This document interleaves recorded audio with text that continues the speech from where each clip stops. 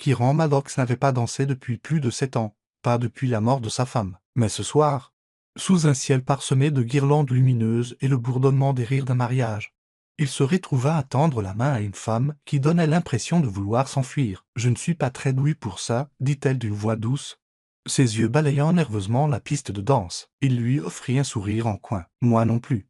Mais on survivra bien à une chanson, non ?» Elle hésita, puis hocha la tête, plaçant sa main dans la sienne comme si cela lui coûtait quelque chose. Ses doigts étaient froids, ses mouvements raides.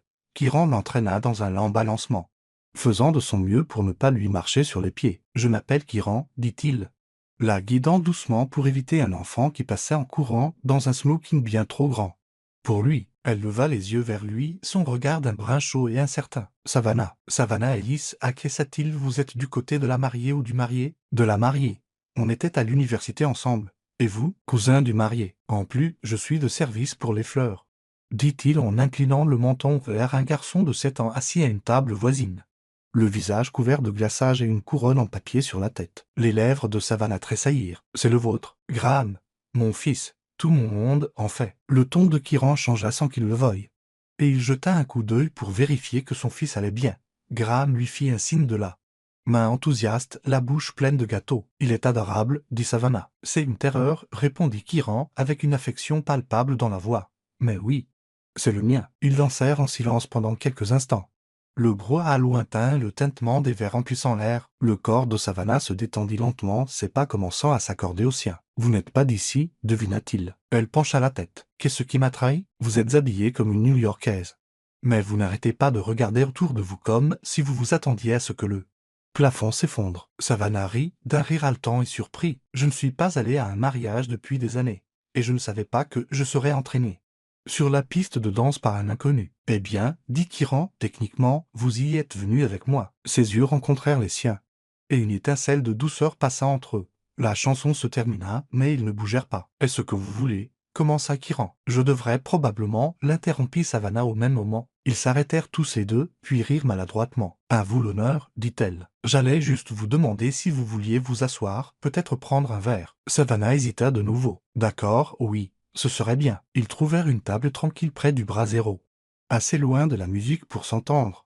Un serveur passa et Kiran commanda de limonade. Il ne buvait plus, pas avec Graham qui dépendait de lui. Savannah prit une gorgée, puis jeta un coup d'œil à son fils. « Il est si heureux. »« Oui, » dit Kiran, en regardant son garçon essayer de faire tenir une cuillère en équilibre sur son nez. « Il ne sait pas que nous sommes fauchés, ou que j'ai pris ce boulot juste pour payer le loyer ce mois-ci. » Savannah cligna des yeux. « Un boulot? Je suis mécanicien.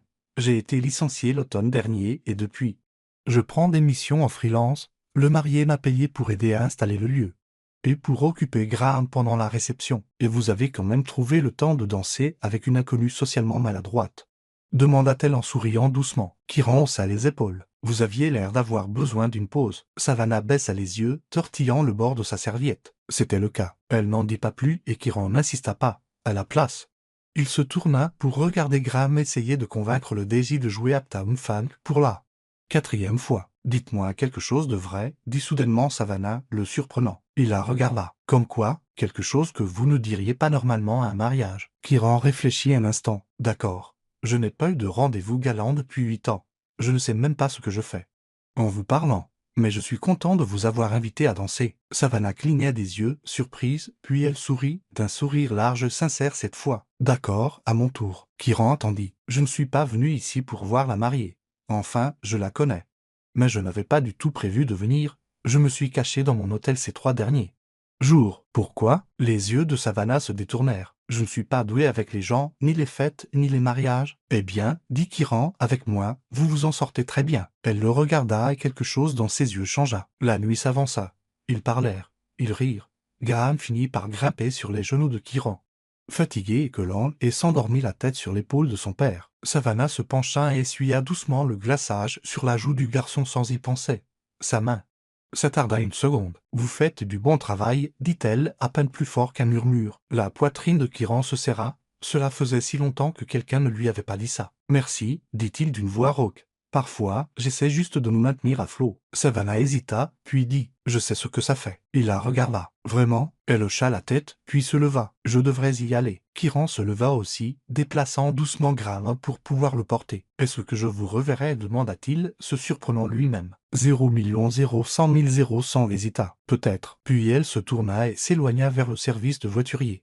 Kiran la regarda partir, le cœur battant pour des raisons qu'il ne comprenait pas. Il ne connaissait pas son nom de famille. Il ne savait pas où elle vivait. Il ne savait pas que Savannah Ellis venait de partir dans une berline noire, en direction d'un domaine privé à 1 heure de la ville, ni qu'elle était millionnaire, et qu'elle n'avait pas cessé de penser à lui une seule seconde depuis qu'il l'avait invitée à danser. Savannah Ellis était assise immobile sur la banquette arrière de la berline, le monde défilant en flou par sa fenêtre colline, arbres, lampadaires. Tout se réduisait à des traînées d'or et de vert forêt. Son chauffeur, Bernard, ne parlait pas. Il travaillait pour sa famille depuis son adolescence et avait appris depuis longtemps que le silence était plus utile que la conversation quand Savannah avait ce regard dans les yeux. Elle ne remarqua pas le virage à travers les grilles en fer forgé, ni le crissement du gravier sous les pneus, jusqu'à ce que la voiture s'arrête devant la maison couverte de lierre où elle n'avait pas voulu revenir. Pas ce soir, pas avec la voix de Kiran résonnant encore dans sa tête. Mademoiselle Savannah. Bernard ouvrit la portière, sa main gantée de blanc stable comme toujours.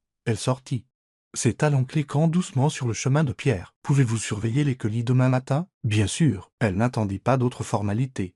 Au lieu de cela, elle franchit la porte d'entrée du domaine et éteignit son téléphone avant même d'atteindre le grand escalier. La maison était trop silencieuse. Elle l'avait toujours été. Savannah alla directement à la cuisine et se versa un verre d'eau, ses doigts tremblant légèrement alors qu'elle s'appuyait contre le comptoir en marbre. L'endroit tout entier ressemblait à un musée froid, magnifique et totalement impersonnel. Ses parents étaient en Europe, comme d'habitude. Son frère était quelque part à Tokyo, à la poursuite de sa prochaine acquisition technologique. Cela laissait Savannah seule dans la maison, qui sentait encore vaguement le vernis au citron et les gardénias sur lesquels sa mère insistait. Elle posa le verre et appuya ses paumes contre le comptoir, essayant de ralentir son pouls. Elle avait dansé avec un inconnu, un âme qui n'avait rien à voir avec son monde.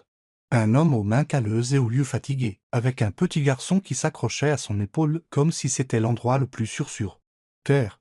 Et maintenant, elle ne pouvait s'empêcher de penser à lui. Le lendemain matin, Savannah se présenta au centre communautaire de vie plus loin, vêtue de laine et d'un sweatshirt qui ne coûtait pas plus de 50 $. Ce n'était pas exactement un camouflage, mais c'était ce qu'elle pouvait faire de mieux pour se fondre dans la masse. Elle se dit qu'elle faisait à nouveau du bénévolat parce qu'elle en avait l'intention, parce que c'était une bonne chose à faire, pas parce qu'elle avait entendu Kiran mentionner qu'il déposait parfois Graham ici pendant la journée. À l'intérieur, une femme aux cheveux gris coupés courts et avec un presse-papier l'accueillit avec un large sourire. Savannah Ellis, c'est bien ça? Oui. J'ai envoyé un mail pour aider au programme de lecture. Un timing parfait.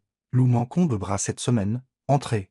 Les enfants travaillent sur des histoires à déchiffrer et vous aurez un petit groupe. Savannah l'a suivi dans une salle de classe lumineuse et légèrement chaotique, remplie de petites chaises, de bacs en plastique de livres et de l'odeur des marqueurs effaçables à sec. Elle eut à peine le temps de trouver ses marques quand une voix familière l'appela depuis le couloir. Graham, mon grand, il faut que tu gardes tes chaussures.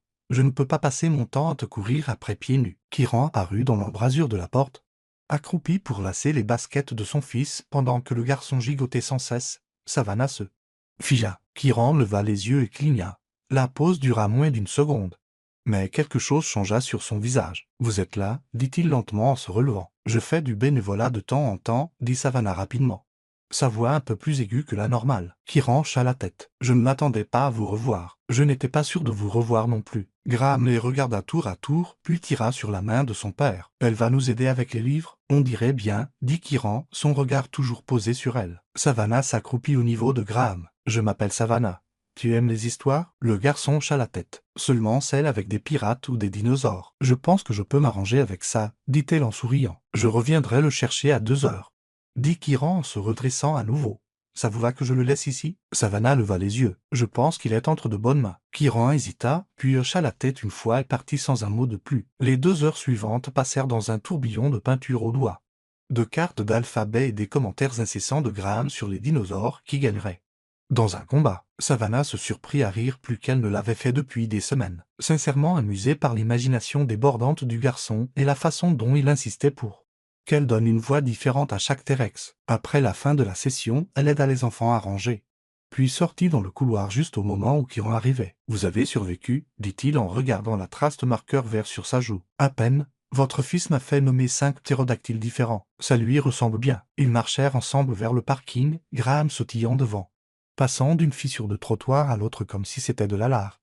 Savannah jeta un coup d'œil de côté. « Vous travaillez toujours sur le lieu du mariage ?»« J'ai fini hier, » dit-il. Juste à temps pour être de nouveau au chômage. Elle s'arrêta de marcher. « Vous voulez quelque chose de plus stable ?» Kiran haussa les épaules. « Je veux de la stabilité pour lui. Pour moi. Pas besoin que ce soit prestigieux. Juste assez pour nous loger et nous nourrir. 0 million 0 100 000 0 100 hésita. Je connais peut-être quelqu'un qui cherche à embaucher. Cela attira son attention. Pour faire quoi? Entretien de propriété. Une de mes amies a récemment hérité de quelques locations. Elle a besoin de quelqu'un pour gérer les réparations et la logistique. C'est un travail stable, qui remplissa les yeux, et cette amie fait confiance aux inconnus. Elle me fait confiance. Il l'étudia un moment. Pourquoi m'aidez-vous? Parce que vous m'avez aidé, dit Savannah. Au mariage. Vous ne me connaissiez pas. Mais vous avez vu que j'étais sur le point de craquer et vous m'avez entraîné dans un geste de bonté. Ça compte. L'expression de Kiran s'adoucit. Vous ne me devez rien. Je sais, dit-elle. Mais je veux quand même aider. Il hocha lentement la tête. D'accord. Donnez mon numéro à votre ami. Je le ferai. Graham accourut alors, agitant un dessin en l'air. Regarde, je t'ai fait un dinosaure. Savannah prit le papier, son cœur se tordant devant les lignes maladroites de crayon. Je l'adore. Elle est cool, dit Graham à son père. Elle peut venir au parc avec nous. Kiran regarda Savannah. Des projets? Elle n'en avait pas. Ils allèrent au parc. Graham courut dans tous les sens pendant que Savannah et Kiran s'asseyaient sur un banc, le regardant de loin. « Je n'ai pas fait ça depuis longtemps, » admit-elle. « Quoi, s'asseoir sur un banc? Non, juste me permettre d'être avec des gens sans prétendre que je vais bien. » Kiran la regarda, vraiment. « Vous n'avez pas besoin de prétendre avec moi. » Elle se tourna vers lui, sa voix basse. « Vous dites ça comme si c'était facile? Ça ne l'est pas. Mais ça devient plus facile quand quelqu'un d'autre est prêt à faire la moitié du chemin. » Elle ne répondit pas. Mais elle ne détourna pas le regard non plus. Alors que le soleil déclinait, jetant une lueur dorée sur le parc, Graham revint en courant. Essoufflé. « On peut prendre une pizza ?» Kiran grimaça. « Je n'ai pas le budget pour une pizza ce soir, mon grand. » Savannah se leva. « C'est ma tournée. Vous n'êtes pas obligé. J'en ai envie. » Elle n'attendit pas la permission. Au lieu de cela, elle prit la main de Graham et commença à marcher vers la voiture. Kiran suivit. Quelque chose d'indéchiffrable dans les yeux. Plus tard, dans la petite pizzeria nichée entre une laverie et un fleuriste, Savannah était assise entre Kiran et son fils, écoutant Graham expliquer pourquoi chaque pizza devrait être garnie d'oursons en gélatine. Elle rit. Plus qu'elle n'aurait dû. Kiran l'observait, pensif. Il ne savait toujours pas qui elle était. Mais il commençait à comprendre toute autre chose. Elle n'était pas juste de passage. Et aucun d'eux ne s'en sortirait indemne. Kiran ajusta la clé dans sa main et se pencha plus profondément sous l'évier, dirigeant sa lampe de poche vers la fuite qui ne voulait pas s'arrêter. Le propriétaire lui avait envoyé un texto plus tôt ce matin-là à propos du tuyau cassé de ce locataire, et Savannah avait organisé le travail sans tambour ni trompette. Il ne s'attendait pas à être de retour dans le même complexe d'appartements 2 jours de suite. Mais le voilà, porte ouverte, ceinture à outils serrée et genoux sur le carrelage froid. « J'ai trouvé la source », lança-t-il par-dessus son épaule. Sa voix résonnant dans la petite cuisine. C'est le raccord à compression. Il l'a probablement pas été bien installé au départ. Une femme d'âge mûr en pantoufles rôdait près de la porte. « Ça peut être réparé aujourd'hui? J'y suis déjà, » dit Kiran, en serrant le raccord d'un tour ferme. « Ça devrait tenir, si ce n'est pas le cas. Je reviendrai demain. » Sans frais. La femme lui lança un regard reconnaissant avant de sortir pour appeler son petit-fils. Kiran rangea ses outils et s'essuya les mains sur un chiffon. Il s'apprêtait à partir quand il vit Savannah debout juste devant le bâtiment, les bras croisés, des lunettes de soleil cachant ses yeux. « Vous me suivez maintenant ?» demanda-t-il en sortant au soleil. « Je t'ai apporté à déjeuner, » dit-elle en soulevant un sac en papier brun. « Et je voulais m'assurer que l'évier n'explose pas. » Nouveau, Kiran haussa un sourcil. « Comment savais-tu que j'étais ici? »« C'est moi qui ai envoyé l'ordre de travail, » dit-elle. « C'est l'immeuble de mon ami, tu te souviens? » Il prit le sac qu'elle lui tendait, l'odeur de poulet rôti et de pain chaud lui montant au nez. « Tu n'étais pas obligé. »« Je sais, » dit-elle. Puis elle s'assit sur le muret de briques qui bordait l'allée. « Mais je me suis dit que tu n'avais probablement pas mangé. Et Graham est à l'école, donc tu ne peux pas l'utiliser comme excuse pour sauter le déjeuner. » Kiran s'assit à côté d'elle. « Tu n'es pas ce que j'attendais. » Savannah le regarda. « À quoi t'attendais-tu? » Il haussa les épaules. « Je ne sais pas. Quelqu'un qui disparaît après une nuit. Quelqu'un qui n'est que de passage. J'ai failli le faire, admit-elle. Mais tu m'as donné une raison de ne pas le faire. » Kiran ouvrit le sac, sortit un sandwich, puis lui offrit le second. Elle secoua la tête. « Tu as vraiment grandi dans le coin ?» demanda-t-il. « Non, dit-elle, en regardant un chien poursuivre un oiseau à travers le parking. J'ai grandi dans le Connecticut. Pensionnat, tuteur. J'ai été transféré ici pour l'université et je ne suis jamais parti. Pourquoi rester? J'avais besoin de distance, de ma famille, des attentes, d'une vie qui me disait que je devais être quelqu'un que je n'aimais même pas. » Il prit une bouchée de son sandwich mâchant lentement. Ça devait être bien, quand même. Tout cet argent. Savannah se tourna vers lui, sa voix neutre. Il n'était pas à moi. Pas vraiment. Il venait avec des conditions. Avec des règles. C'est toujours le cas. Oui, dit-elle. Mais dernièrement, je les coupe une par une. Kiran se pencha en arrière, les coudes appuyés sur le mur derrière lui. Tu n'es pas ce que j'attendais non plus. Comment ça? Tu es la première personne qui me voit pour plus que ce que j'ai perdu. Savannah resta silencieuse un moment. Qu'as-tu perdu? Il étudia le ciel un instant avant de répondre. Ma femme, la mère de Graham, un cancer, foudroyant, injuste, on était des gamins. En fait, 24 ans et terrifié. Elle est décédée avant qu'il n'ait 2 ans. Le souffle de Savannah se coupa. « Je suis désolé. Je m'en sors, dit-il. Mais certains jours, c'était encore comme marcher dans la fumée. On croit n'en être sorti, puis on s'étouffe avec l'air. » Elle le dit à Riven. Se contenta de tendre la main et de toucher doucement son poignet. Kiran regarda sa main. Puis releva les yeux. « Pourquoi es-tu vraiment là, Savannah ?» Ses lèvres se pressèrent. « Parce que je ne veux plus prétendre que ça m'est égal. » Il pencha la tête. « Quoi donc, toi ? Ce que je ressens quand tu me regardes comme si j'avais de l'importance. » La gorge de Kiran se serra. Cette femme magnifique et imprévisible, devenait lentement la partie la plus inattendue de sa vie. « Je n'ai pas grand-chose à offrir, dit-il doucement. » Savannah se leva et le regarda de haut. « Peut-être que je ne cherche pas grand-chose. Peut-être que je veux juste quelque chose de vrai. » Ils ne parlèrent plus jusqu'à ce que le soleil commence à décliner derrière les bâtiments. Plus tard cette semaine-là, Savannah se glissa à l'arrière du centre communautaire juste au moment où les enfants rangeaient leurs livres. Graham la repéra le premier et accourut, les bras écartés comme un avion. « Tu es revenu. J'avais dit que je le ferais, dit-elle en s'accroupissant. Tu as fini le livre sur les pirates? 2 fois, dit-il fièrement. Maintenant, on est sur les momies. Terrifiant, murmura-t-elle, le faisant glousser. Kiran sortit du couloir, s'essuyant les mains sur une serviette. Tu es en avance. Je me doutais que tu serais là, dit-elle. Tu as raison. Ils sortirent ensemble, Graham sautillant de nouveau devant cette fois avec une couronne en papier de construction et des paillettes collées dans ses boucles. « Tu fais quelque chose ce soir ?» demanda-t-elle. Kiran secoua la tête. « Juste le dîner. Rien d'extraordinaire. Souper croque, monsieur. 0 million 0 100 000 0 100 hésita. Tu veux de la compagnie? » Il la regarda. « Tu es sûr? » Je suis sûr. Ils retournèrent chez lui en voiture. Un petit duplex niché derrière une épicerie et une station-service. La lumière du porche clignota lorsqu'il déverrouilla la porte. Et la moustiquaire grinça sur ses gonds. À l'intérieur, ça sentait la cannelle et le savon. Le genre d'odeur qui vient de quelqu'un qui essaie de faire d'un espace un foyer. Graham se jeta immédiatement sur le canapé avec une pile de livres d'images. Et Kiran se dirigea vers la cuisine, sortant du pain du congélateur et de la soupe du garde-manger. Savannah resta maladroitement près du comptoir un moment avant d'intervenir pour aider. « Tu coupes, je remue, » dit-elle. Kiran lui tendit une planche à découper. « Tu t'y connais en cuisine. » J'ai dû apprendre, dit-elle.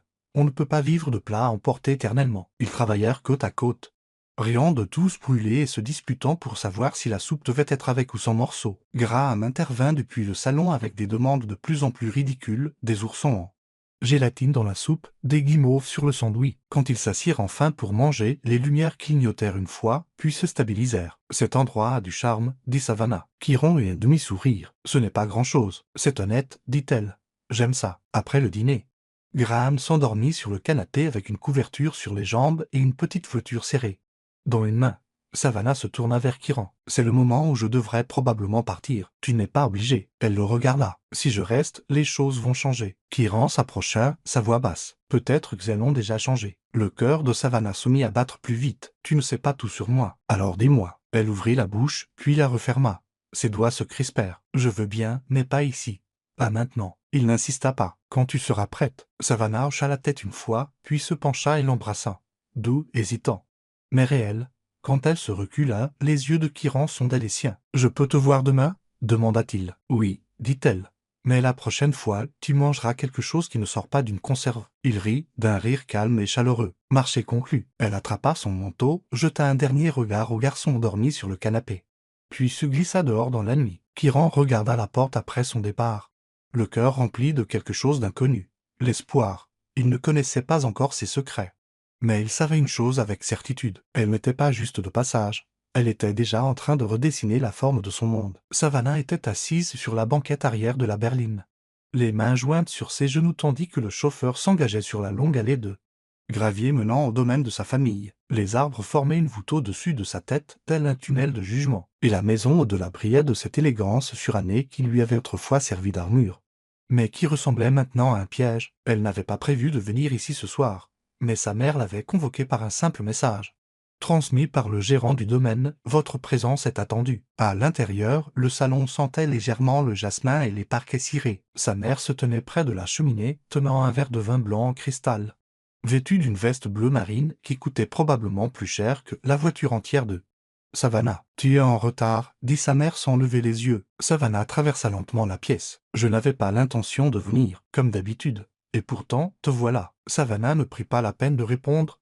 Elle attendit. Sa mère se tourna enfin. J'ai vu ton nom sur les documents fiscaux de la propriété Blackwood. Tu l'as acheté. En effet, ça n'a aucun sens. L'immobilier ne t'a jamais intéressé. Savannah la regarda dans les yeux. Je ne le fais pas pour l'argent. L'expression de sa mère ne changea pas, mais sa voix se refroidit. Tu dépenses ton héritage dans des bêtises sentimentales. La mâchoire de Savannah se contracta. Je dépense mon argent dans quelque chose qui compte pour moi. Sa mère s'approcha, son verre toujours à la main. Tu penses que jouer les propriétaires pour une poignée de locataires à revenu moyen va donner un sens à ta vie? Non, mais aider quelqu'un qui mérite une chance, peut-être. Il y eut une pause. C'est à propos de l'âme, n'est-ce pas? Demanda sa mère, la voix plus acérée maintenant.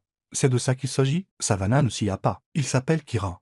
Il élève son fils seul. Il travaille plus dur que quiconque que j'ai jamais rencontré, et il vaut plus que n'importe quelle personne dans cette maison ce soir. Sa mère but une lente gorgée de vin. On dirait une servante dans un roman victorien. On dirait quelqu'un qui fait enfin ses propres choix. Tu es en train de jeter tout ce que nous avons construit. Non, dit Savannah.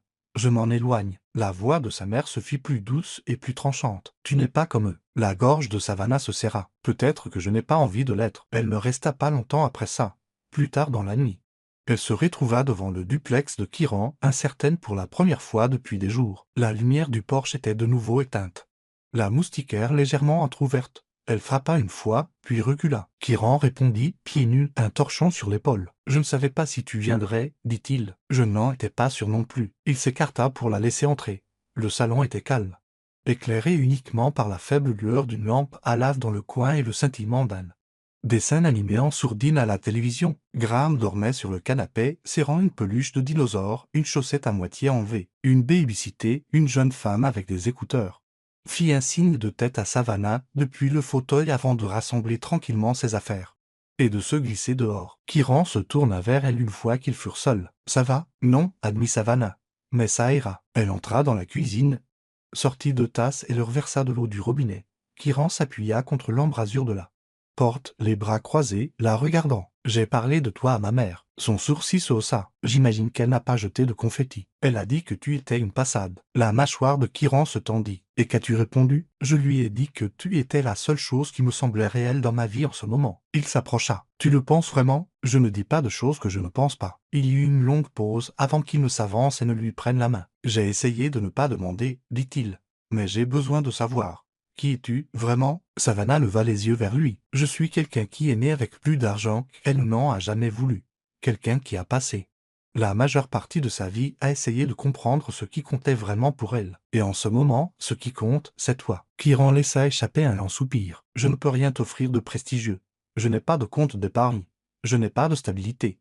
J'ai ce duplex, mon gamin, et une boîte à outils qui rentre à peine dans mon coffre. Je ne veux pas de prestige. Je veux de l'honnêteté. » Il étudia son visage. « Tu n'as pas peur de la différence entre nos mondes? J'ai vécu assez longtemps dans le mien pour savoir qu'il ne vaut pas ce que les gens pensent. » Kiran la regarda un long moment avant de lui passer une mèche de cheveux derrière l'oreille. « Je ne sais pas comment ça peut marcher. On trouvera une solution, un jour à la fois. » Le lendemain matin, ils quittèrent la ville en voiture, Graham attaché sur la banquette arrière, bavardant sur les lézards et les volcans. Savannah avait un plan dont elle n'avait pas encore parlé à Kiran. Ils s'arrêtèrent devant une petite propriété, entourée de champs ouverts et de routes tranquilles. Une pancarte blanche à l'avant indiquait « À vendre par le propriétaire ». Kiran fronça les sourcils. « Qu'est-ce que c'est que cet endroit ?» Savannah sortit de la voiture. « C'est à toi si tu le veux. » Il la suivit, le front plissé. « Qu'est-ce que tu veux dire ?» Elle lui tendit une clé. « C'est un ancien garage automobile, fermé depuis des années.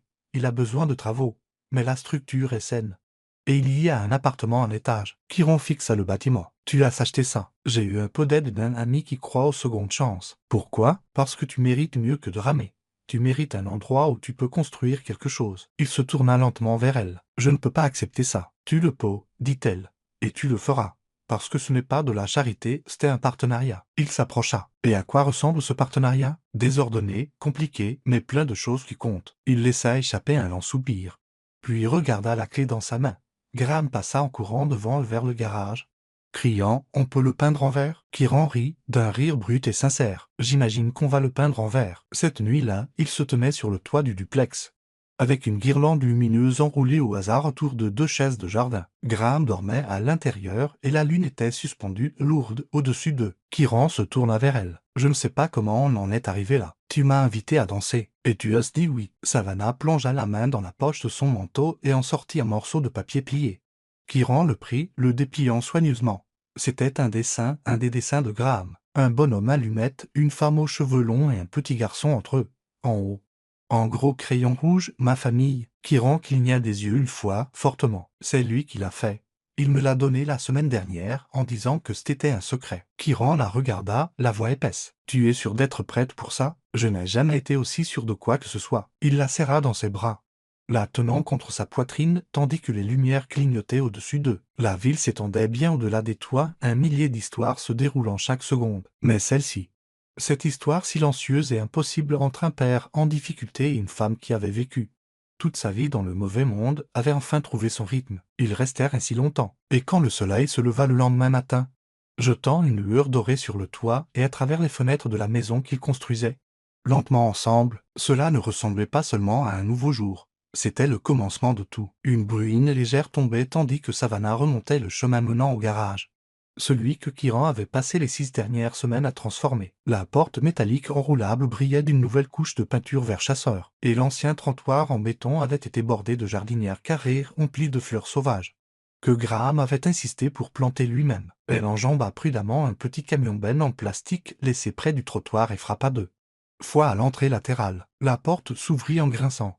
Kiran se tenait là, en inusé t-shirt noir, les mains striées d'huile, les yeux veillés fesses. « Tu es en avance, dit-il en s'écartant. »« Tu as l'air surpris, répondit Savannah en secouant les gouttes de pluie de son manteau. Je me suis dit qu'une femme avec ton emploi du temps n'aurait pas de temps à perdre dans un garage délabré. J'ai le temps. Et il n'est plus délabré. À l'intérieur, l'espace était méconnaissable, là où il y avait autrefois de la poussière et des étagères rouillées.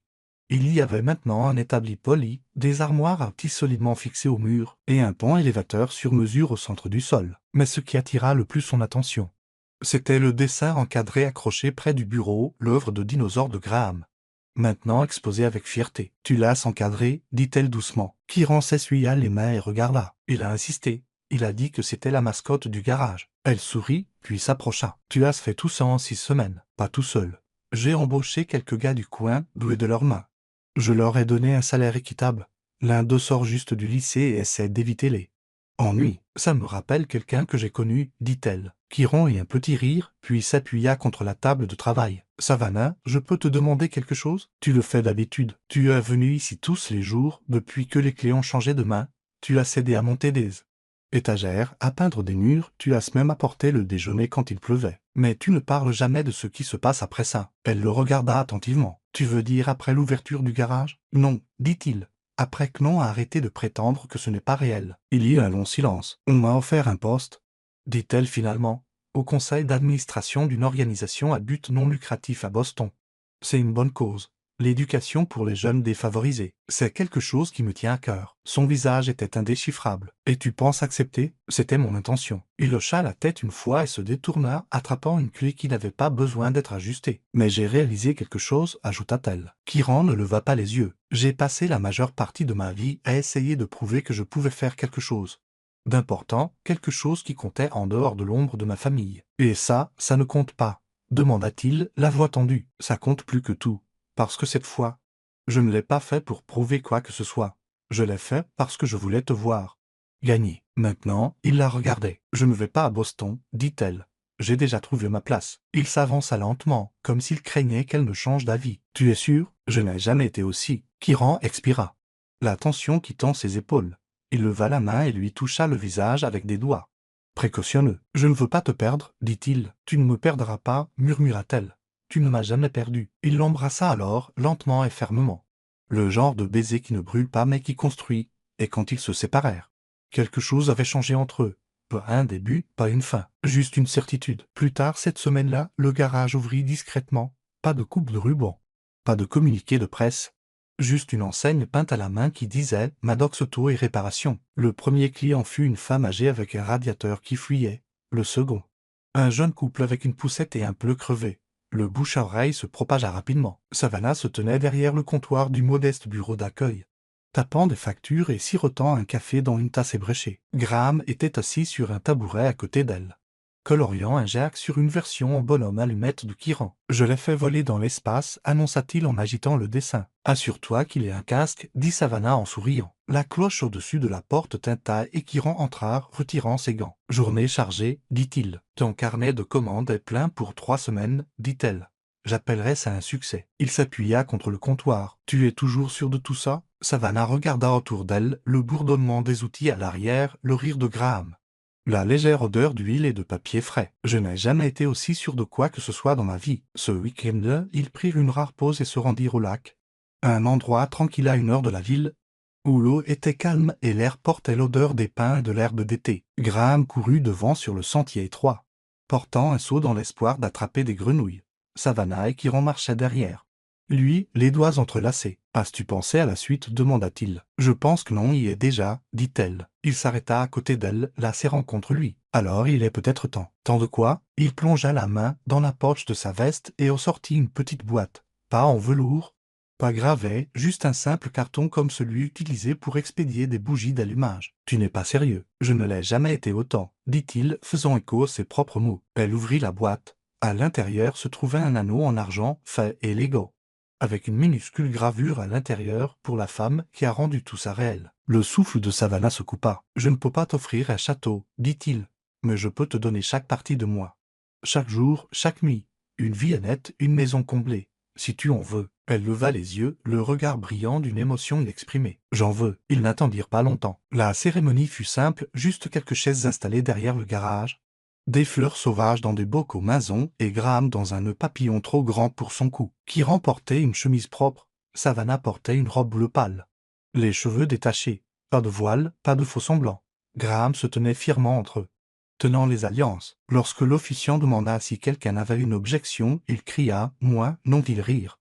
Puis ils s'embrassèrent et ils devinrent une famille. Plus tard, alors que le soleil déclinait derrière les arbres et que les rires s'estompaient en une musique douce, Savannah pencha sa tête sur l'épaule de Kiran. « Aurais-tu jamais pensé qu'on finirait ici ?» demanda-t-elle. Il l'embrassa sur la tempe. « Non, mais je suis content que ce soit le cas. » Ils regardèrent Graham poursuivre les lucioles dans le jardin, son rire résonnant dans le crépuscule. Les étoiles s'allumèrent une par une et pour la première fois de leur vie à tous les deux.